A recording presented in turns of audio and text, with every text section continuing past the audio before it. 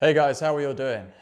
Today I'm going to do another review of a concept from a self-improvement guru or mentor, whatever, however you want to frame them in your mind, that I think is really, really good for everyone to follow as a concept. This is from Caleb Jones, so it's going to add to my previous Caleb Jones content. If you haven't seen that, you can check out my reviews of like his stuff in general and another couple of things that he's done. This time I want to talk about something that he brings up quite a lot. It's called the 2% rule. And I don't know whether or not he came up with it himself or he got it from someone else, but basically every second video he talks about it. This is the idea that if something has a less than a 2% chance of happening, you shouldn't even think about it. Not only should you not be worried about it, it shouldn't be part of any thought process you have. And he goes into some details regarding like crazy political happenings and stuff like that. I believe he talks about like getting AIDS or something like that when you're in a first world country and you use a condom. It's like it's really, really unlikely if you use protection and like you're in a country that hasn't got a high level of the AIDS epidemic that you're not going to actually catch it. And you see a lot of guys. Sorry, I meant HIV, but you see a lot of guys. I've seen a lot of guys anyway on the forums like worry about catching HIV, and it's just like really, really low chance. Like it really is. You have to look into how low your chances of catching it are to really understand like how unlikely it is, especially from guys who are in America and they're talking about how like, oh, you know, everyone's using up like dirty needles and stuff. It's like, yeah, but I really don't think the numbers are like in favor of you catching HIV. You have to really go and have a research about this and realize just how low your results and statistics are.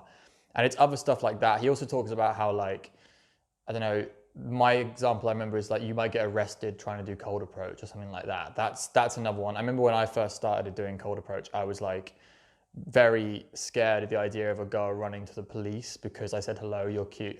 What's your number? Are you single? You know, like very basic conversation, like, hey, you're cute. Can I have your number? It's not that like, you know, terrifying to someone that they're going to run off and immediately tell police. It's just a really, really unlikely chance every time you do an approach that it's going to go that badly wrong. The worst thing that's going to happen is rejection. Just be aware, like, some of the fears you have are just not rational based on a 2% rule. And I think it's really obvious now at the moment, especially this time in history with the COVID stuff, how like people are getting very like wary of extremely unlikely things happening. Like if you're under a certain age, dying of COVID, for example. So yeah, just be like aware of like your actual odds. Although hilariously, as someone who used to play poker a lot, like online and live, I've remembered when 2% things happened to me. A good story is I actually was playing live in Vegas. I've been to Vegas once and I played a lot of live poker while I was there. I had a set, which is three of a kind, in against another guy who also had three of a kind, and we were on the turn. So there was one more card left to come. Because I had the higher set, that he had a 2% chance of hitting the one card in the deck that he needs, and he hit it. And if I had got that win, I reckon I would have had a much better time. In the end, I ended up for the whole trip like up a couple $100, so like nothing really to shout home about.